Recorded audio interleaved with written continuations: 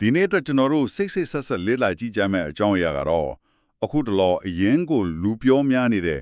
ကိုယ်အလေးချိန်ချတဲ့ဆေးတဲ့အကြောင်းပါပဲ ဟုတ်ပါတယ် Ozempic တို့ Wegovy တို့ Mounjaro တို့လိုနာမည်တွေနေတာတိုင်းမကြားနေတာနော် ဟုတ်တယ်ဗျ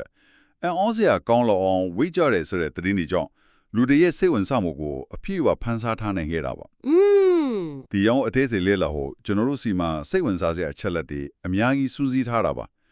Britain နိုင်ငံရဲ့ NICE guidelines တွေ ဟုတ်ကဲ့တရားဝင်ကျန်းမာရေးလမ်းညွှန်တွေပေါ့ ပြီးတော့ British Medical Journal ကသူရတနာသုံးသက်ချက်ကြီးတစ်ခု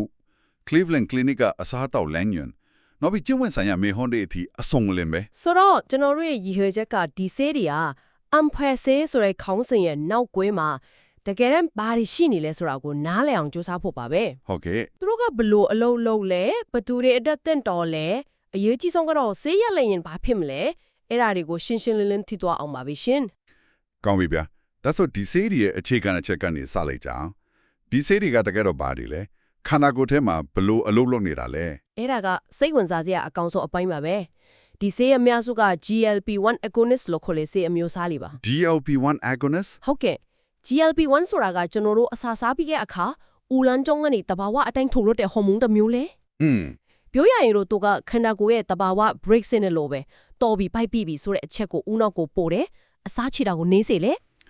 ဆိုတော့ဒီဆေးတွေက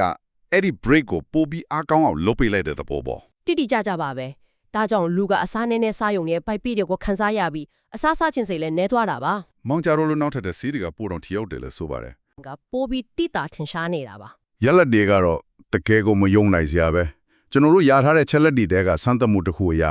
မောင်ကြရိုးသုံးဆွဲသူတွေကသူတို့ရဲ့ကိုယ်လေးချိန်20ရာခိုင်နှုန်းကျော်ကျဆင်းသွားခဲ့တယ်လို့ဆို 20ရာခိုင်နှုန်းကျော် ဟုတ်တယ်ဗျဝေကိုဗီကတော့14ရာခိုင်နှုန်းနီးပါ20ရာခိုင်နှုန်းကျော်ဆိုတာကခွဲစိတ်ဆရာမလို့တဲ့ gastric bypass surgery လုပ်လိုက်တယ်လို့နီးနီးပဲနော် အဲ့လိုနိုင်ရှင်ကြတာတွေရှိပါတယ်တကယ်ကိုအစွမ်းထက်တဲ့ရက်လက်တွေပါဒါပေမဲ့အဲ့လိုတိတိတသာကြတာမှပေးထဆိုးကြမရှိဘဲတော့မဖြစ်နိုင်ဘူးလေ ဟုတ်ကဲ့ ဒါကြောင့်ဒီဆဲတွေကလူတိုင်းအတွက်မဟုတ်ဘူးဆိုတာကိုရှင်းရှင်းလင်းလင်းသိထားဖို့လိုပါတယ် ဒါဆိုရင်ဒီနေရာမှာရေးကြီးတဲ့အပိုင်းကိုရောက်လာပြီဒီဆေးတွေကဘယ်သူတွေအတွက်ရည်ရွယ်ထားတာလဲ